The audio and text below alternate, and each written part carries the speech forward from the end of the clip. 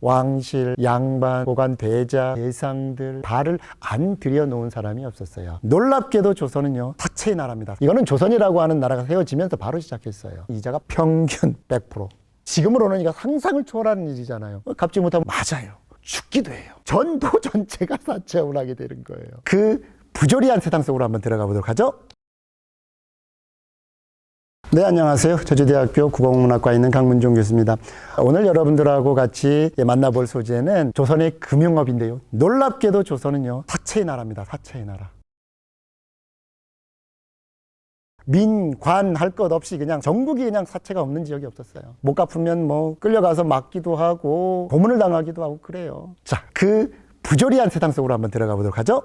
조선시대 사채업자를 표현하는 언어가 식리입니다. 식리. 쉽게 말하면 이익을 증식한다. 그래서 사채업자 이름이 식리인입니다. 그리고 이 식리는 놀랍게도요, 왕실부터요, 권력가, 재력가까지 식리의 발을 안 들여놓은 사람이 없었어요. 그러니까 전국에 있는 백성들이 다 고통스러웠을 거예요. 조선시대 사채 때문에 백성들이 얼마나 괴로웠는지는요, 곳곳에 자료들이 나와 있어요. 대표적으로 승정원 일기.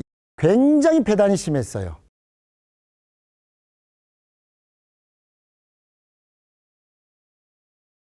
빌린 거에 2배를 갚는다라는 건 이자가 100%라는 거잖아요. 그러니까 10,000원 거 가지고 20,000원을 갚아야 되는 거예요. 금리가 이게 말도 안 되는 이율인 거죠. 갚지 못하면 어떻게 돼요?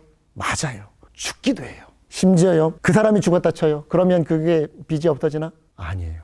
형제자매들, 일가친척들까지도 집요하게 그거를 뽑아냅니다. 그러니까 한 사람이 사채를 이용하게 되면 주변 네트워크가 다 고생하는 겁니다. 돈을 갚지 못해서 죽었다라고 하는 일들이 많아요.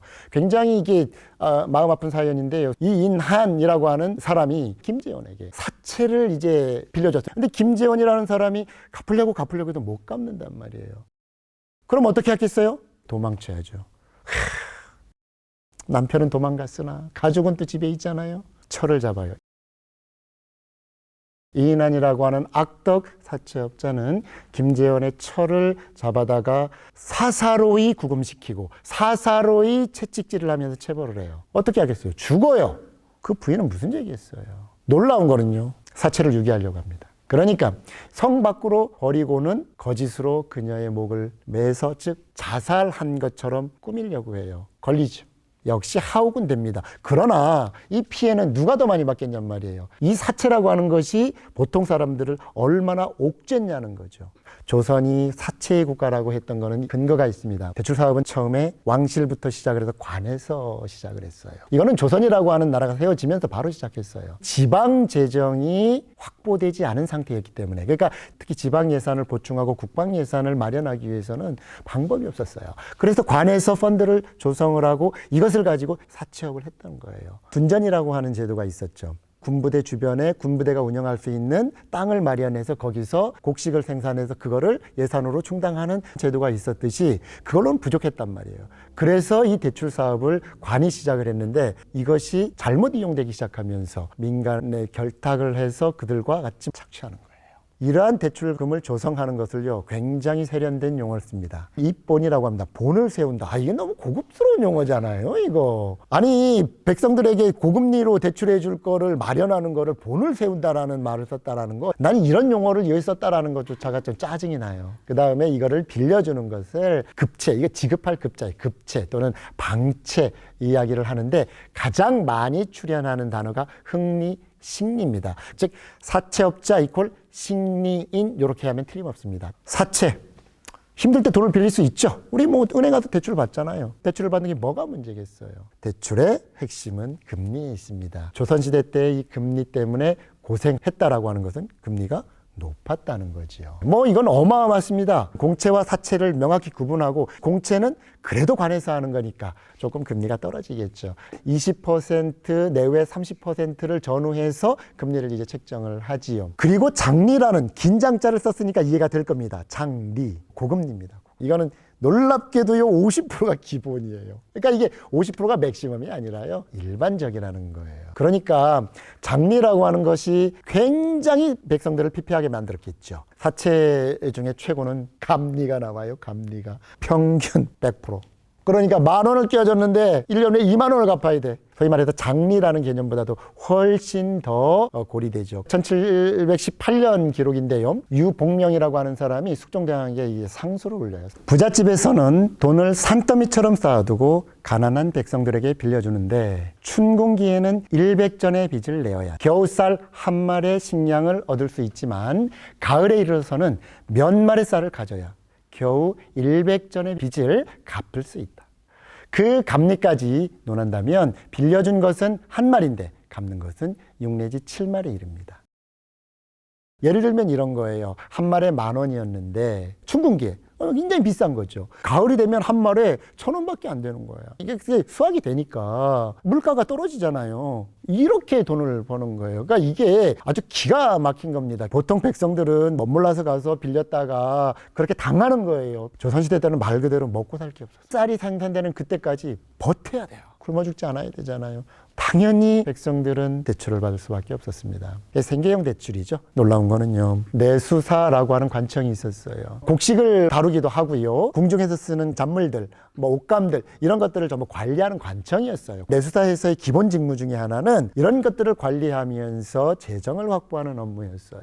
그러다 보니까 쌀이라고 하는 화폐를 대용할 수 있는 상품이 있었기 때문에 이것을 백성들에게 춘궁기에 빌려준단 말이죠. 그리고 그것을 다시 걷어들이면서 이자를 같이 받는 거죠. 그러면서 정부 재정을 마련했다는 거죠. 지금으로는 이거 상상을 초월하는 일이잖아요. 이게 얼마나 지독했냐면 내수사에 근무하는 노비들은요. 소위 말해서 이게 백을 믿고 백성들을 괴롭히는 일까지 생겨요. 다른 말로 말하면 노비들이 거기에 있는 어떤 곡식이나 쌀을 이용해서 일반 백성들을 착취하는 거죠. 이것을 고금리로 했다라고 하는 것이 문면에서 많이 읽혀져요. 1470년이었어요. 내수사에서 하도 고리대업을 많이 하니까 폐지해야 될 거 아닙니까? 라고 해서 이제 보고가 올라왔어요.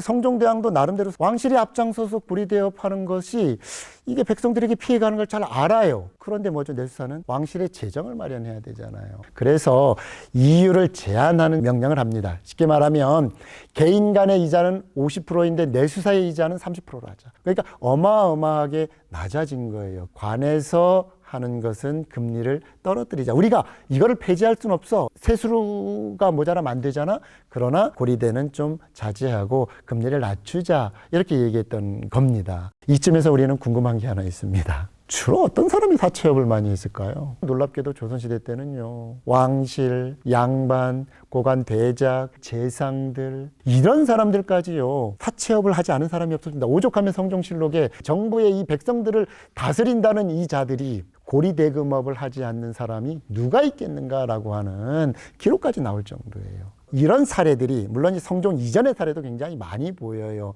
예를 들면 세종 초기 영의정을 지냈던 유정년이라고 하는 분이 있었는데 이분은 영의정이 뭡니까? 지금 총리. 그러면 부귀영화를 다 누린 사람이잖아요. 이런 사람이요. 고리대업을 했어요. 철저하게 징수합니다. 기록에 따르면 7만 섬 정도를 축적했다고 하는데요. 조선시대 때 이게 7만 섬?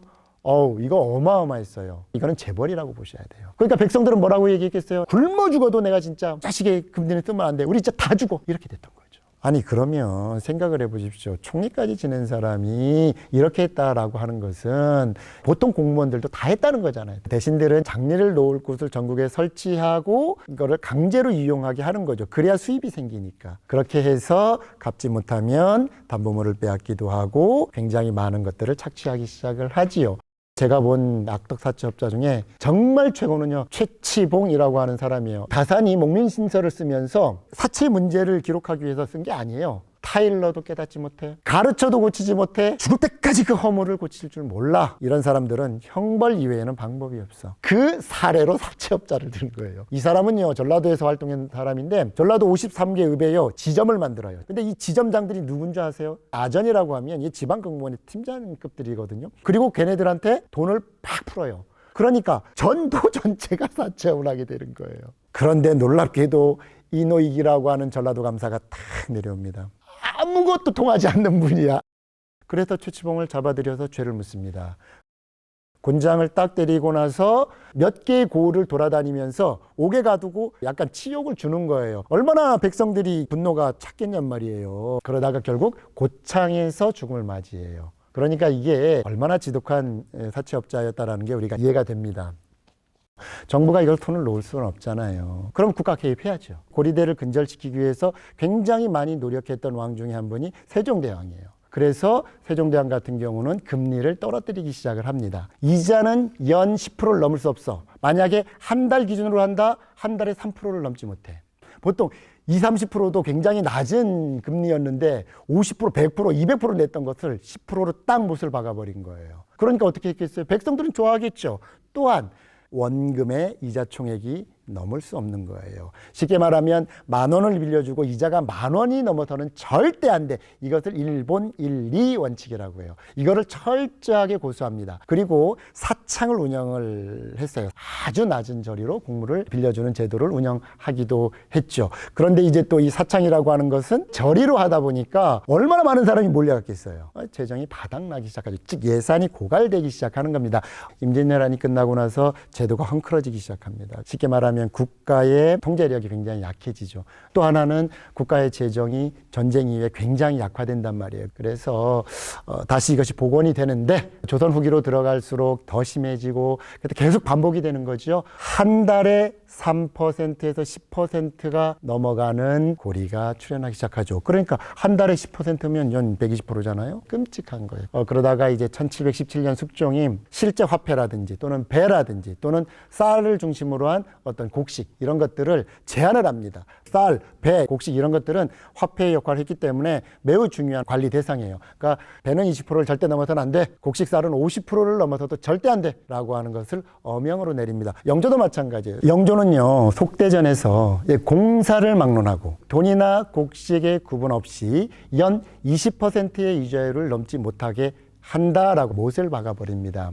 심지어 영조는 뭐까지 법전에 규정을 하냐면 일정 기간 동안만 받을 수 있게 20%의 이자 역시 3년 이상은 못 받아. 그리고 이제 원금의 60%를 넘지 않아야 돼. 그러니까 이것도 굉장히 획기적인 제도죠. 그래서 이 고리대업을 하면서 금리를 100% 이상을 받는 사람들에게 있어서는 장 100대를 내리는 굉장히 중벌로 이제 다스렸던 것이고요. 이것을 규정으로 만들었다라고 하는 게, 즉 이거는 시스템화 시켰다는 거잖아요. 국가에서 나름 노력을 했다, 이런 겁니다. 이 사채업을 보면서 굉장히 우울하죠. 근데 우리가 이 시점에서 좀 한번 생각해 보자고요. 먹고 살기 위해서 어쩔 수 없이 빌려야 되는 것. 이거를 우리가 한 단어로 말하면 절박함이잖아요. 그런데 이 절박함을 돈으로 환산해 버리는 거예요. 왜냐하면 인간의 욕망이라고 하는 것은 끝도 없잖아요. 그래서 사회적 합의를 거쳐야 되는 것이고 제도화가 되어야 되는 것이고 그것이 곧 국가의 역할이고, 그래야 우리가 보통 사람들이 이 고통을 받지 않는 거예요.